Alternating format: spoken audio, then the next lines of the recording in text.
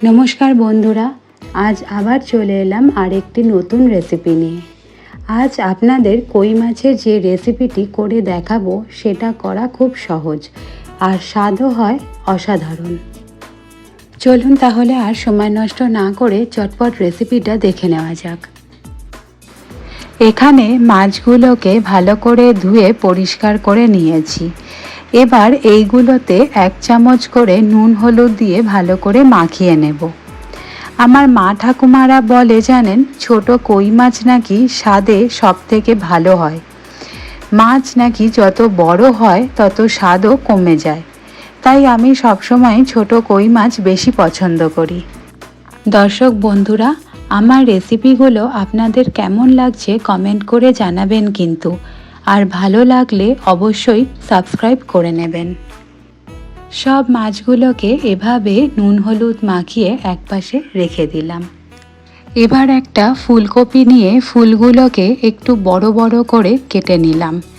এইগুলোকে এবার একটু নুন গরম জলে ভাপিয়ে নিয়ে ভালো করে ধুয়ে নেব।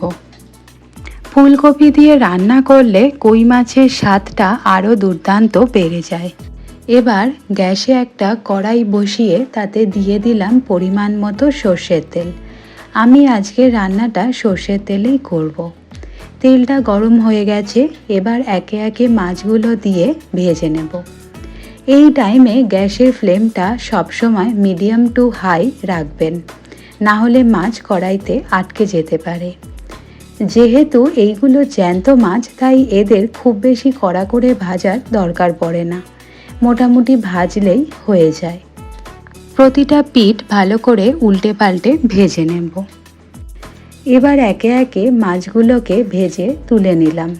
বাকি মাছগুলো একে একে এইভাবেই ভেজে নেব। এবার কড়াইতে ওই তেলেই সিদ্ধ করে রাখা ফুলকপিগুলো ভেজে নেব। ফুলকপিগুলো ভাজা হয়ে গেলে এবার ওই তেলে দিয়ে দেব কিছু বড়ি। বড়িগুলোকেও লাল লাল করে ভালো করে ভেজে নেব। কড়াইতে তেল অনেকটাই কমে গেছে, তাই একটু তেল দিয়ে নিলাম। তেলটা গরম হলে দিয়ে দিলাম কিছুটা কালো জিরে। এবার লম্বা লম্বা করে কেটে রাখা আলুগুলো দিয়ে দিলাম। আলুগুলোকে ভালো করে ভেজে নেব। আলুগুলো ভাজা হয়ে গেলে তারপর এখানে দিয়ে দেব এই মিশ্রণটি। এই মিশ্রণটিতে আমি একটা টমেটো, 2টো কাঁচা লঙ্কা আর 1.5 ইঞ্চি মতো আদা ভালো করে পেস্ট করে নিয়েছি। এবার এই মিশ্রণটির ওপর দিয়ে দিলাম 1 চামচ হলুদ।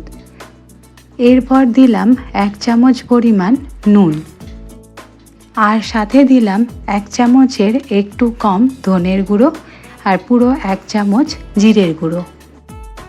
এবার সব মশলাকে ভালো করে মিশিয়ে নিয়ে কষাতে হবে। কষাতে কষাতে দেখবেন মশলাটা কড়াইতে তেল ছেড়ে দিয়েছে, তার মানে বুঝতে পারবেন মশলাটা এবার রেডি হয়ে গেছে। মশলাটা রেডি হয়ে গেলে এতে দিয়ে দিন কিছুটা পরিমাণে জল। তারপর সব কিছু আবার ভালো করে নেড়ে ছেড়ে একটা ঢাকা দিয়ে রেখে দিন। মাঝে একবার ঢাকাটা খুলে দেখে নিন। আলুগুলো যখন 80% মতো সিদ্ধ হয়ে এসেছে, তখন এর মধ্যে দিয়ে দিন ভেজে রাখা ফুলকপিগুলো। ফুলকপিগুলো দিয়ে আবার খানিকক্ষণ ঢাকা দিয়ে সিদ্ধ হতে দিন। সবজিগুলো সব রেডি হয়ে গিয়েছে। এবার দিয়ে দিলাম ভেজে রাখা মাছ আর বড়িগুলো।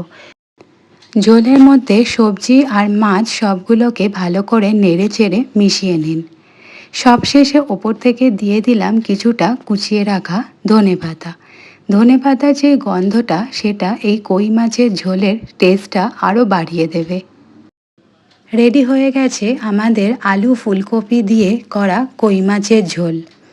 বিশ্বাস করুন বন্ধুরা, এর টেস্ট অসাধারণ।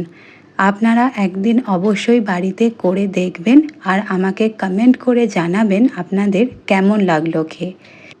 আর সব শেষে আপনাদের সাথে শেয়ার করে নিলাম আজকের আমাদের বাড়ির থালিটা ঠিক কীরকম দেখতে হয়েছিল। এতক্ষণ সাথে থাকার জন্য অসংখ্য ধন্যবাদ বন্ধুরা। আবার দেখা হবে আরেকটি নতুন রেসিপি নিয়ে।